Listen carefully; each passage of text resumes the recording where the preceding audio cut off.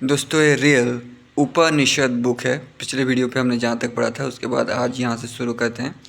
Real Ramayan, Mahabharat, Veda Purana, Kamasutra, उपनिषद, ये सब book अगर आप शुरुआत से पढ़ना चाहते हो तो इस वीडियो के नीचे चैनल के नेम या पिक्चर पे क्लिक कीजिए और चैनल के प्लेलिस्ट में जाकर के आप देख सकते हैं, या फिर चैनल का नाम कुछ अलग रोचक को यूट्यूब पर भी सर्च करके उस पर क्लिक करके प्लेलिस्ट में जाकर देख सकते हैं।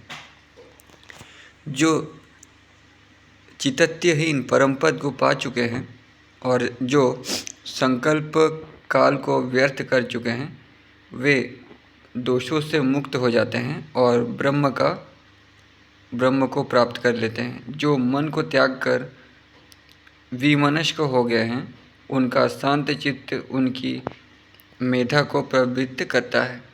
जिनके मन की वृत्तियाँ नष्ट हो चुकी हैं और मानसिक संकल्पों के त्याग का अभ्यास करने से जिनका मन परिपक्व हो चुका है तथा जो वेदांत के विचार में मननपूर्वक लगे रहते हैं, जो मुमुक्ष रूप से व्यय और उपादेय दोनों प्रकार के पदार्थ का त्याग करते हैं, जो नित्य दिष्टा और प्रपंच को ना देखने वाले आदिष्टा हैं, जो जानने योग्य परम तत्व में लगे रहकर जीवित है, जो रसमय तथा रसहीन पदार्थ के प्रति अत्यंत वैराग्य धारणा पूर्वक मोहात्मक जगत के पथ में सुसुप्त बने हुए हैं, जिन्होंने वैराग्य की प्रबलता के कारण सांसारिक वासनाओं का सुनहरा पास छिन्न भिन्न कर डाला है और जिनके हृदय की गांठें ढीली हो गई है, ऐसे ज्ञानी अपने स्वभाव के द्वारा उसी प्रकार शुद्ध हो जाते हैं जैसे निर्वली फल से जल शुद्ध हो जाता है। जब वो मन पिंजरे से मुक्त हुए पक्षी के समान मोह पास से मुक्त हो जाता है, तब अनासक्त, द्वंद्वातीत, निरालंब और राग रहित हो जाता है। जिनका दुरात्म भाव शांत हो चुका है और प्रपंचात्मक विचार से विरक्त हो चुके हैं, उनका चित्त पूर्णिमा के चंद्रमा के समान सब प्रकार से शोभा पाता है।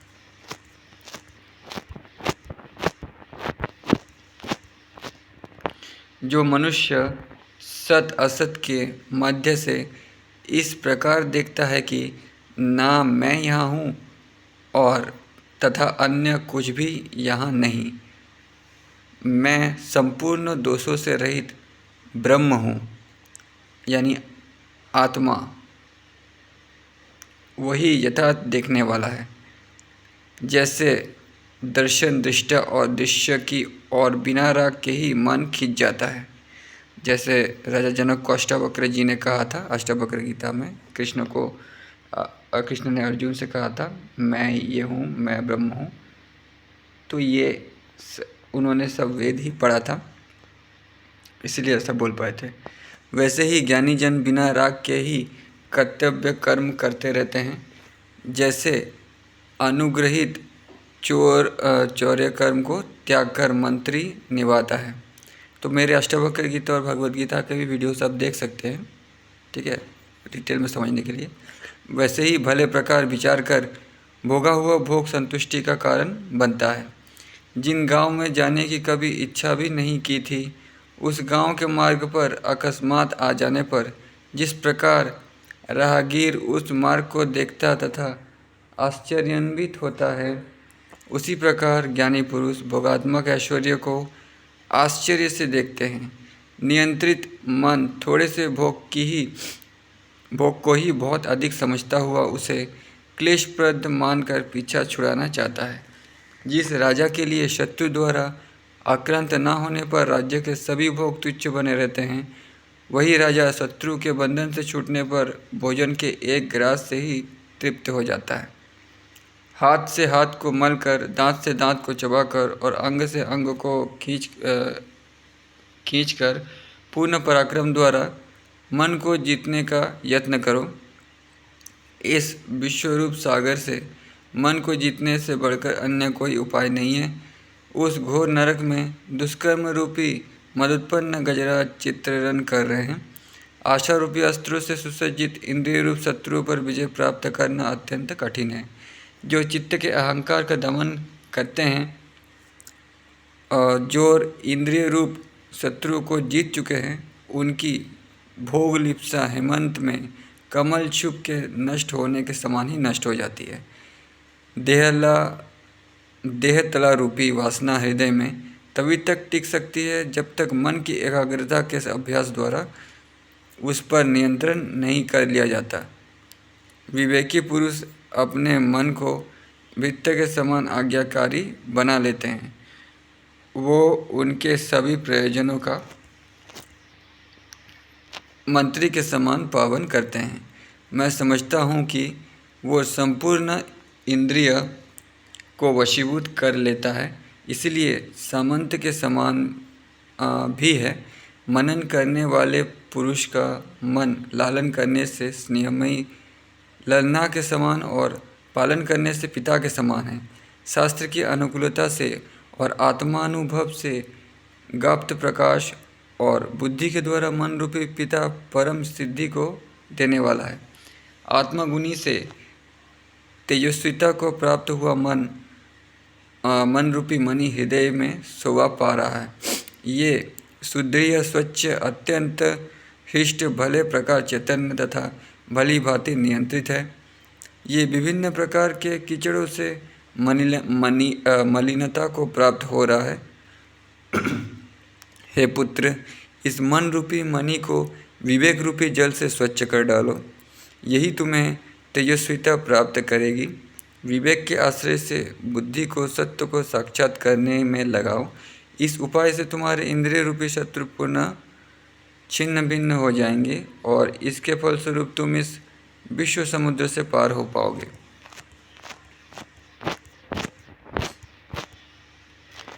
संसार में आशा ही अनंत दुखों को उत्पन्न करने वाली है। केवल अनावस्था ही सुख का सदन समझना चाहिए। वासना के सूत्र बंधन में बंधा हुआ यह विश्व पुनः पुनः प्रकट होता है। ये वासना अत्यंत दुखदायिनी होती हुई समस्त सुखों को समूल नष्ट करने वाली होकर आती है। वासना के पाश में अत्यंत घोर वीर कुलीन महान अथवा बहुश्रुत भी वैसे ही बंध जाते हैं जैसे जंजीरों में सिंह बंध जाता है। ऐसा कौन सा पुरुष है जो शास्त्र अनुकूल आचरण और श्रेष्ठ कामों को करता हुआ भी सिद्धि को प्राप्त नहीं होता। मैं संपूर्ण विश्व स्वरूप हूँ, अच्युत परमात्मा हूँ, मुझसे भिन्न कुछ भी नहीं है। इस प्रकार का ज्ञानात्मक अहम भाव श्रेय माना गया है। मैं बाल के अग्रभाग से भी अत्यंत सूक्ष्म हूँ और संपूर्ण प्रपंच से परे हूँ। इस प्रकार का अहंकार युक्त भाव मुक्ति देने वाला है, बंधन प्राप्त कराने वाला नहीं। जीवन मुक्त पुरुष ही ऐसे अभाव से युक्त होते हैं। मैं हाथ पांव आदि सहित शरीर वाला हूँ। ये लौकिक अहंकार अत्यंत तुच्छ श्रेणी का है। अहंकार से ओतप्रोत दुरात्म भाव वाला प्राणी ही दुखदायी संसार वृक्ष की जड़ है। इसके द्वारा ताड़ित जीव नीचे गर्त की ओर ही जाता है। इस तृतीय प्रकार के दुखदायी अहंकार को छोड़कर श्रेष्ठ अहम भाव में लगने वाला प्राणी शमवान होता हुआ कल्याण को पाता है। प्रारंभ में प्रथम दो अहम भावों में लगकर तीसरे प्रकार के अहम भाव का त्याग करें और जैसे ही साधन शक्ति बढ़े वैसे ही उन दोनों का भी त्याग कर निरंकार वृत्ति धारण करें। इससे ही उच्च पद की प्राप्ति संभव है। किसी प्रकार की भी भोगेच्छा हो वो बंधन स्वरूप ही है और भोगेच्छा का त्याग ही मुक्ति है। मन का नाश ही मनोन्नति का कारण है। मन का नाश भाग्यवान पुरुषों का ही होता है। ज्ञानी पुरुषों का मन नष्ट हो जाता है। ज्ञानी जन मन को ना तो आनंद मानते हैं और न आनंद रहित। वे उसे चल अचल स्थिर सत असत अथवा उनके मध्य की अवस्था वाला भी नहीं मानते, परंतु अज्ञानी जन मन के बंधन में पड़े रहते हैं। सभी संकल्पों से परे और सब संज्ञाओं से रहित इस चिदात्मा को अविनाशी एवं स्वात्मा आदि कहा गया है। ये अखंड चेतना सत्ता सर्वव्याप्त होते हुए भी उसी प्रकार दिखाई नहीं देती जिस प्रकार चित्त में स्थित आकाश सूक्ष्मता के कारण परिलक्षित नहीं होता। ज्ञानी जन जिस चित्त चेतन सत्ता को आकाश से भी सतत स्वच्छ और अव्यय रहित दिखते हैं, वो संपूर्ण निर्मल विश्व के रूप में केवल स्वयं को ही दिखती है। ये सत्ता कभी उदय या अस्त को प्राप्त नहीं, वो गमनागमन से रहित है, न स्थिर रहती है और न उठती बैठती है, वहाँ है ना यहाँ है। वो तो अवलंबन रहित और विकल्प रहित है। उसका स्वरूप निर्मल है। शम दम आदि गुणों के द्वारा शिष्य के अंतःकरण को शुद्ध करना गुरु का कर्तव्य है। फिर उसे ब्रह्म स्वरूप का बोध करना चाहिए कि ये सब कुछ और तुम भी ब्रह्म रूप हो। जो ज्ञान रहित तथा अर्ध विकसित बुद्धि वाला है, उसके समक्ष सब कुछ ब्रह्म है। और विकसित बुद्धि वाला है, ऐसा कहना उसे नरक रूप में ही यम का देने के समान है। वेदांत का उपदेश तो उसे ही देना चाहिए जिसकी भोग इच्छा नष्ट होकर बुद्धि जागृत हो गई है। उसे दीपक से प्रकाश संभव है। जैसे दीपक से प्रकाश संभव है, सूर्योदय होने पर ही दिन की स्थिति है और पुष्प से ही सुगंध निकल सकती है, वैसे ही चित्त चेतन से संसार स्थित है। यथार्थ में तो इस संसार का अस्तित्व है ही नहीं। तो जिसकी भोगेच्छा नष्ट हो गई है, मतलब जिसकी उम्र बढ़ चुकी है, ठीक है, जो कम उम्र का नहीं है वही ये समझ सकता है, वही जिसमें कि बुद्धि में एक्सपीरियंस आ गया है। ये तो केवल आभास मात्र है। जब तुम्हारी दृष्टि आवरण रहित हो जाएगी और उसमें ज्ञान का प्रकाश भर जाएगा, तब तुम स्वयं ही अपने रूप से स्थित हो जाओगे। उसी समय तुम्हें मेरे उपदेश की सार असारता का ज्ञान होगा।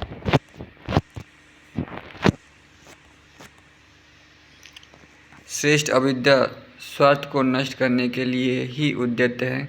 उसी के द्वारा सर्वदोष नाशिनी विद्या प्राप्त होती है। अस्त्र ही अस्त्र को काटता है और मल में ही मल घुलता है। विष ही विष को नष्ट करने वाला है, शत्रु ही शत्रु का संहार करता है।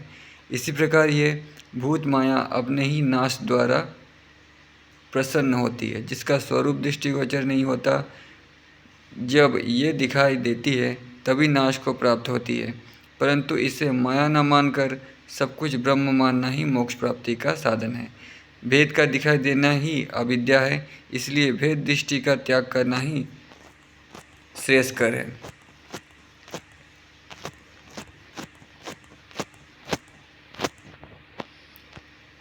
हे पुत्र, जो प्राप्त नहीं होता वो अक्षयप्रद कहा जाता है। माया की उत्पत्ति किसके द्वारा हुई, तुम्हें इसका विचार नहीं करना है। तुम्हें तो इस पर विचार करना चाहिए कि मैं इस माया को कैसे नष्ट करूं। जब यह क्षीण होकर नष्ट हो जाए तभी अक्षय पद का ज्ञान पा सकोगे।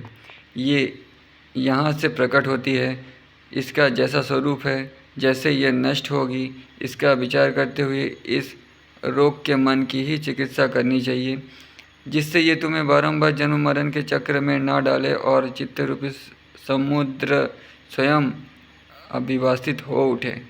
अपने अंतर में ये दृढ़ भावना करें कि यह चित्त सत्ता एक अखंड रूप की है। ये चित्त शक्ति चिन्मय रूप सागर से स्वल्प लोभ युक्त हो रही है। समुद्र से निर्मल चिन्मय तरंग ही लहरों के समान उठ रही है। वायु जैसे स्वयं ही आकाश सरोवर में लहरें मारता है, वैसे ही स्वात्मा में आत्मा तरंगित होता है। गर्भ शक्ति संपन्नता के कारण ऐसा दिव्य स्फुरन क्षण भर के लिए होता है। जिस आत्मशक्ति को चलायमान करने में देश काल और क्रिया शक्ति असमर्थ रहती है, वो आत्मशक्ति उच्च अनंत पद में अवस्थित है। वो चित्त शक्ति जानी नहीं जाने से परिमित सी होकर रूप भावना वाली होती है। उस परम शक्ति में जब रूप की भावना होती है तब उसके साथ नाम और संख्या आदि लग जाती है। चित्त शक्ति का वो रूप देश काल और क्रिया का आधारभूत है तथा विकल्प के रूप का धारण करने वाला है। वो क्षेत्रज्ञ कहा जाता है। फिर वो भी वासनाओं को कल्पना से अहंकार का धारक होता है। निश्चयात्मक एवं दोषयुक्त हुआ अहम भाव ही बुद्धि कहा जाता है। वही बुद्धि जब संकल्प का रूप धारण करती है तब मन रूपी हो जाती है, और मन जब घोर विकल्प में पड़ जाता है तब धीरे धीरे इंद्रिय रूप को प्राप्त होता है। मेधावी जन हाथ पांव युक्त देव को ही इंद्रिय बताते हैं। इस प्रकार संकल्प और वासना की रस्सी से बंधन प्राण दुख पास में फंसकर अधोगति पाता है। जैसे रेशम कीड़ा अपनी इच्छा से बंधन में पड़ता है, वैसे ही शक्तिमय चित्त और अहम भाव को प्राप्त होकर बंधन में पड़ जाता है। जंजीरों में जकड़े हुए सिंह के समान अपने द्वारा ही कल्पित तन्मात्र रूपी पाश में रहकर ये चित्त शक्ति नितांत विवश हो जाती है। ये आत्मा ही कहीं अहंकार रूप से और कहीं चित्त के नाम से जाना जाता है। उसे ही कहीं मन, कहीं बुद्धि और कहीं ज्ञान कहा गया है। वही कहीं क्रिया है, कहीं प्रकृति और मन कहा जाता है। इसे कहीं पुयष्टक और कहीं बंधन कहा गया है। ये कहीं इच्छा है तो कहीं अविद्या। यही आशा रूप पास का निर्माता संपूर्ण जगत को वैसे ही धारण करता है जैसे बिना फल का बट बीज बट के वृक्ष को धारण करता है।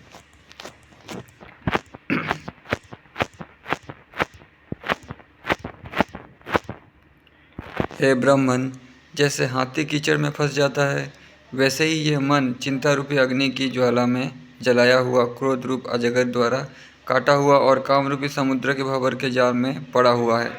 ये अपने पितामह आत्मा को भी भूल गया है, इसीलिए इसी का सर्वप्रथम उद्धार करो। जीव के आश्रित हुए अनेक भाव लाखों करोड़ों भेदों में ब्रह्म के द्वारा कल्पित होकर उत्पन्न हुए और हो रहे हैं। जैसे निर्झर में जल कणों की उत्पत्ति होती है, वैसे ही ये भविष्य में भी होते रहेंगे।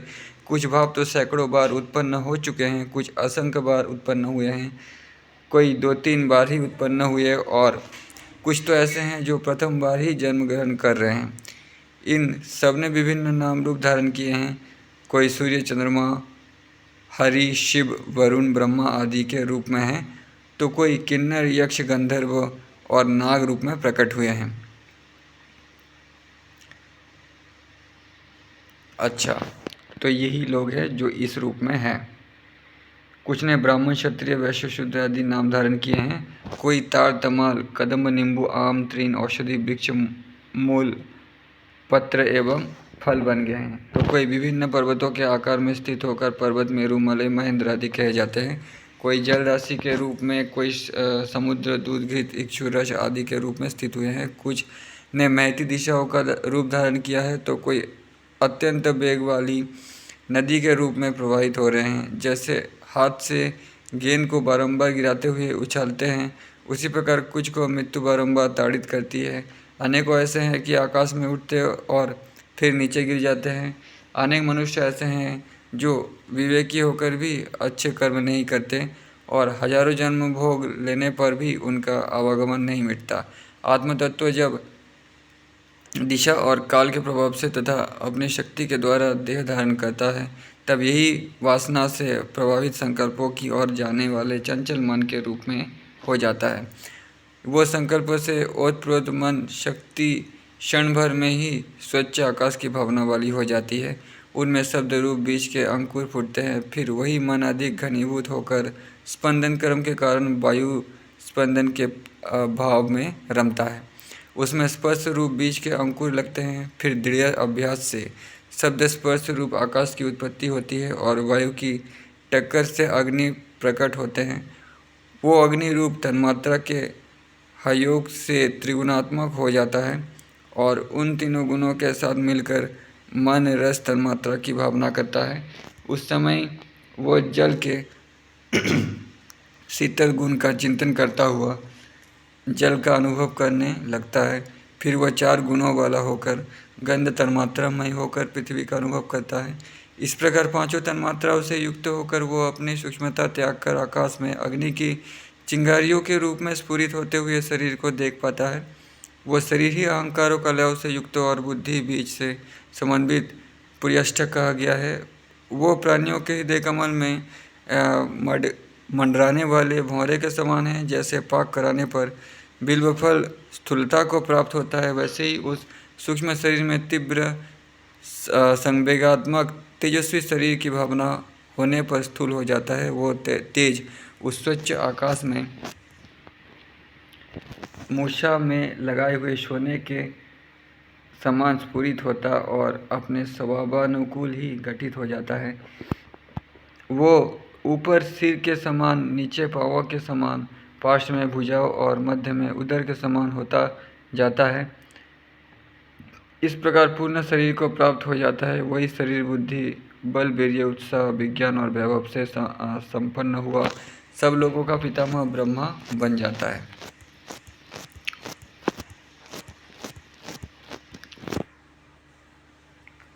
इस प्रकार प्रकट हुए ब्रह्मा जी भूत, भविष्य, वर्तमान के प्रत्यक्ष देखने वाले हैं।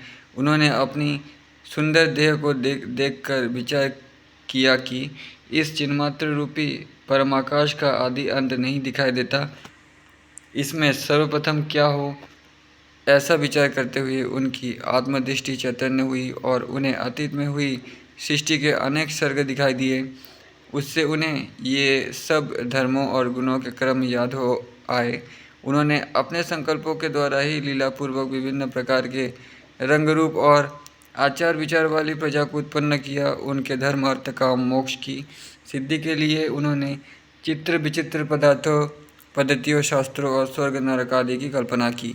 हे पुत्र, ये मन ही ब्रह्म रूप है, क्योंकि कल्पना द्वारा संसार के स्थित होने के कारण ब्रह्मा के जीवन के साथ ही इसका जीवन है। जब ब्रह्मा की आयु समाप्त होती है तब यह मन ही समाप्त हो जाता है। हे ब्राह्मण, यथार्थ में तो ना कहीं कोई जन्म लेता है और ना मृत्यु को प्राप्त होता है। ये जो कुछ दिखाई देता है वो सब मिथ्या है। यह संसार प्रपंच आशा रूपी सपनियों की पिटारी मात्र है। इसका त्याग करना ही श्रेयकर है। इससे असत जानकर मातृभाव से अवस्थित होना उचित है। गंधर्व नगर सुसज्जित या असज्जित कंसा भी क्यों न हो, तुच्छ ही है। उसी के समान अविद्या के अंश रूप ये पुत्र, पत्नी आदि भी तुच्छ ही है। फिर इनके कारण सुख दुख मानने से क्या लाभ है। धन, स्त्री आदि सब कुछ प्रपंच है। इनकी बुद्धि दुख का ही कारण है। इसमें संतोष मानना ही निरर्थक है। मोह माया की वृद्धि होने पर कोई भी सुख शांति नहीं पा सकता। जो वस्तुएं अज्ञानी पुरुष को सुखमय प्रतीत होती है, उन्हीं वस्तुओं के प्रति ज्ञानी पुरुष विरक्त रहते हैं। इसलिए है पुत्र, तुम तत्वज्ञानी हो। जागतिक व्यवहारों में जिस जिसका अभाव हो न जाए, उसकी इच्छा मत करो, और जो जो सहज प्राप्त हो उसे ग्रहण करते रहो। अप्राप्त भोगों की इच्छा ना करना और प्राप्त भोगों को उपभोग करना, यही पांडित्य है। सत असत के मध्य शुद्ध पद का ज्ञान पाकर उसका अवलंबन करना और बाह्य व्यांतरीय दृश्यों का ना ग्रहण करना और ना त्याग करना, यही कर्म है। जैसे कीचड़ में कमल पत्र पड़ा रहकर भी उससे लिप्त नहीं होता, वैसे ही इच्छा और अनिच्छा को समान मानने वाले ज्ञानी जन कर्म में लिप्त रहते हुए भी अपनी बुद्धि को उसमें लिप्त नहीं होने देते। यदि तुम्हारे हृदय में इंद्रिय से युक्त विषय स्पंदन करते हैं तो अवश्य ही तुम जानने योग्य पदार्थ का ज्ञान प्राप्त करके जगत रूप समुद्र से पार हो गए। वासना रूपी पुरुष की सुगंध लेकर भी यदि उससे चित्तवृत्ति की शीघ्र हटा लिया जाए तो उच्च पद की प्राप्ति संभव है। ये संसार सागर वासना रूपी जल से परिपूर्ण है। जो ज्ञानी पुरुष प्रज्ञा रूप नाव पर चढ़ गए वे इससे पार हो गए। जो पुरुष बस सांसारिक प्रपंच के ज्ञाता है, वे ना तो संसार के व्यवहारों की आकांक्षा करते हैं और ना उसका त्याग ही करते हैं।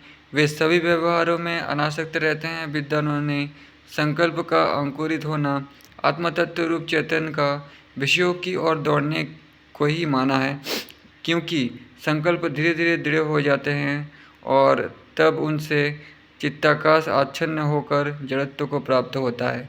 जैसे बीज अंकुर रूप होने लगता है, वैसे ही चेतन विषयों को अपने से पृथक सा मानते हुए बस संकल्प रूप से स्थित होता है। संकल्प के द्वारा उसकी क्रिया स्वयं ही प्रकट होती है और जल्दी जल्दी बुद्धि को प्राप्त होने लगती है, परंतु वो क्रिया सुख देने वाली नहीं होती बल्कि दुख ही देती है। इसलिए हे पुत्र, अपने चित्त में होने वाली संकल्प की क्रिया का अवरोध करो। यदि संकल्प उत्पन्न भी हो तो उसमें पदार्थ भावना करो, क्योंकि जो संकल्प को नष्ट करने के लिए कटिबद्ध है वे उसको क्रियात्मक नहीं होने देते। यदि भावना नष्ट हो जाए तो संकल्प भी स्वतः ही नष्ट हो जाते हैं। मन के द्वारा मन को जीतो और संकल्प के द्वारा संकल्प को नष्ट कर डालो। इस प्रकार आत्मा स्वरूप से स्थित होकर उद्योगी पुरुष बनने की चेष्टा करो। आकाश के समान यह संसार भी शून्य है। जैसे तांगे की कलोज अथवा धान का छिलका प्रयत्न द्वारा पृथक किया जाता है, वैसे ही मनुष्य का मल दोष क्रिया द्वारा ही नष्ट होना संभव है। हे पाप रहित, अंतर की आस्था और भाव रूप संपत्ति का त्याग करके अपने यथार्थ रूप से इस संसार में विचरण करो और स्वयं ही सर्वत्र कर्ता मानो। ऐसा करने से अमृता नाम वाली ममता ही अवशिष्ट रहती है। खेद और उल्लास ये दोनों ही मनुष्य द्वारा स्वयं उत्पन्न किए हुए हैं। ऐसा समझ लेने पर ममता ही शेष रहेगी। ममता की यथार्थ स्थिति के भले प्रकार धारण कर लेने पर फिर आवागमन का कारण समाप्त हो जाता है। अथवा कर्तव्य का त्याग कर डालो और मन का पान कर अपने यथार्थ रूप में स्थित हो जाओ। अंत में सबका त्याग कर समाधिष्ठ हो जाओ। चेतना ही प्रकाश रूप और वही अंधकार बन जाता है, क्योंकि वही मानसिक संकल्प का मूल धारण कर लेता है। इसलिए वासना के कारण का मूल रहित त्याग करके आकाश के समान स्वच्छ और शांत मन वाले बनो। मुक्त वही जो हार्दिक रूप से सब वासनाओं को त्याग देता है और किसी प्रकार की आकुलता को मन में नहीं टिकने देता। वो भ्रांति के वश में पड़कर दशों दिशाओं में चक्कर काटते हुए दृष्टव्य पदार्थों को देखने में समर्थ है। देह के बाहर भीतर ऊपर नीचे सर्वत्र आत्मा है। उसके लिए ये विश्व अनात्ममय कभी नहीं होता, अपितु जो लोग प्रयत्नपूर्वक सदाचार में रत रहते हैं वे ज्ञानी पुरुष इस संसार सागर को सहज में ही तैरने योग्य बना लेते हैं। हे पाप रहित निष्पाप, मैं अन्य हूँ और ये अन्य हैं, इस प्रकार की भ्रांति त्याग देने योग्य ही है। जहाँ मैं नहीं हूँ वो स्थान नहीं है, उस वस्तु का भी अभाव है जो आत्मामय नहीं हो। ये सभी कुछ सत और चिन्मय है, तो मैं अन्य किस वस्तु की अभिलाषा करूँ। ये सभी कुछ आत्मा है, ये निश्चय ही ब्रह्म है। इसमें शोक मोह जरा जन्म कुछ भी नहीं है। इस नित्य सच्चिदानंद धन परमेश्वर पे कल्पनात्मक भावों की संभावना नहीं है। जो आत्म तत्व में है वही सब कुछ है। इसीलिए कहीं भी किसी भी वस्तु की कामना न करते हुए जो सहज में ही प्राप्त हो जाए उसको निर्लिप्त मात्र से भोगते रहे। ना किसी का त्याग और ना आग्रहण, इस प्रकार विकार रहित रहो। हे पुत्र, जिस पुरुष को ये जन्म अंतिम अर्थात जिसका आगे जन्म नहीं होता है, उस पुरुष में श्रेष्ठ जाति के मुक्ता के समान स्वच्छ विद्या प्रविष्ट होती है। जिनके चित्त में वैराग्य का समावेश है उनके द्वारा भले प्रकार अपने अनुभव द्वारा ये मत व्यक्त किया जाता है कि दृष्टा को दृश्य के द्वारा जिस मुख्य अनुभूति होती है वो आत्मतत्व से उत्पन्न हुआ स्पंदन ही है और हम उसी की भली प्रकार से उपासना करते हैं। आस्तिक और नास्तिक के मध्यस्थ प्रकाशों के भी प्रकाशक आत्मा के हम उपासक हैं।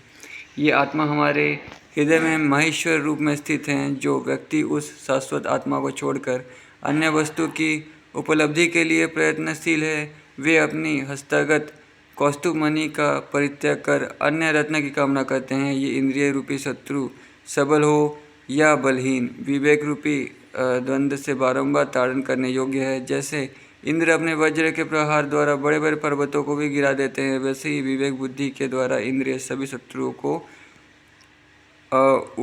उठते न देने चाहिए।